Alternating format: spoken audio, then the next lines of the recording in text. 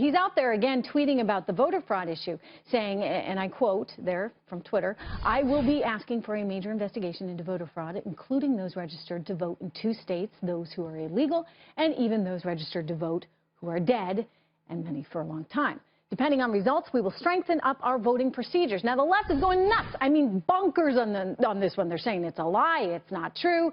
New York Times called it a lie. But here's the thing. Here's the thing. There have been reports of fraud in the past, and they've all been ignored, totally ignored. And I'll tell you, and I think you'd agree with me on this, if there is just so much as 1 vote that's cast illegally, that's wrong. So why wouldn't we want to investigate something like this?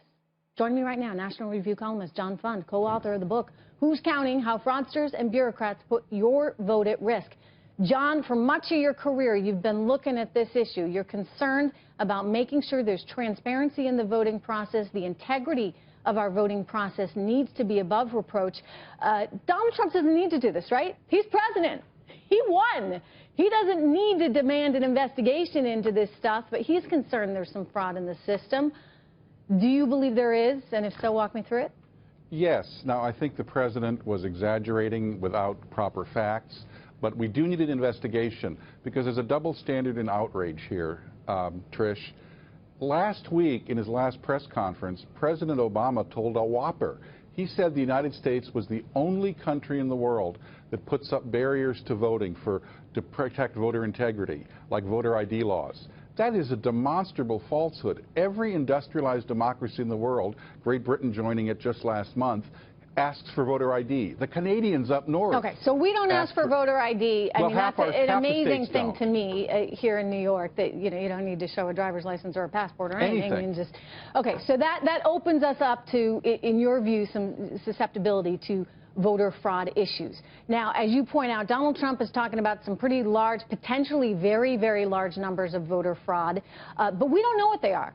There's one study that came out saying, look, it could be anywhere from 38 fraud votes to 2.5 million fraudulent votes. I mean, we don't know, right? Let's find out. And the reason we don't know now is the Obama administration. For 8 years, the Obama administration has been asked by states, your Department of Homeland Security has lists of every legal alien in this country. Give us the list. We'll compare them to the voter registration rolls and see if some people are voting. Well, what about the, potentially dead people? In your research, have you come across that at all? Well, the Pew Research Center discovered there are 1.8 million dead people on our voter registration rolls, and there are 2.8 million people who are registered in more than 1 state. Well, that's not good, John. It's a clue that somebody could vote in their name, and nobody would know the difference if you're not asked for ID. So, you think it's a good thing? We need an investigation? We might as well know what's going on? Again, Finally, remember, he doesn't need this. He won. Well, we all need it because there are 2 civil rights, Trish. There's a civil right to vote. We fought a battle in the 60s, the Voting Rights Act, to make sure nobody's prevented from voting. But you and I and your audience all have another civil right, the right to cast a vote and not have it canceled out by someone who shouldn't be voting, whether they're a non-citizen, dead, a felon, somebody moving out of state. We need to have civil rights protection for all of voting. So how do you do that? How do you do that? Do you say, okay, we're going to demand that people show some identification, which I don't think is asking for a lot, by the way. Just to get in this building, by the way. And I think a lot of the security guards know who I am, but I still got to carry with me an ID, and it gets swiped on the turnstile, and I have to show that I am who I am, John, and that's just to get to work, not to vote. Well, despite people who claim otherwise, almost everyone has an ID because you can't be part of a mainstream life in America. You can't travel, can't get a job, can't get Social Security or Medicare without an ID.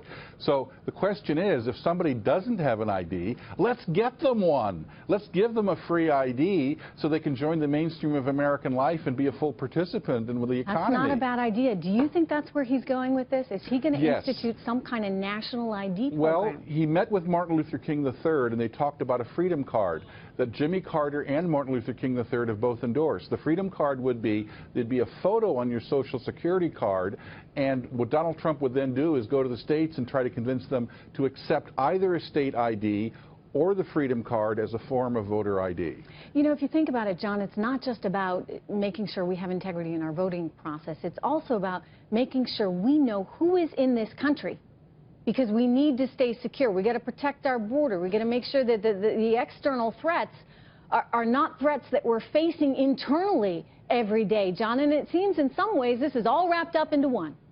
Yeah, the Obama administration was completely uninterested in working with the states to find out who's here legally, who's here illegally, and who might be casting illegal votes. There are academic studies that show 6% of non-citizens may have voted in the 2008 presidential election. That's a lot of people, and if the election is close enough, it can swing the difference. Look, you know, so we need there to should find not out the be answer. so much as one. There should not be so much as one. Amen. So I don't even care what the numbers are.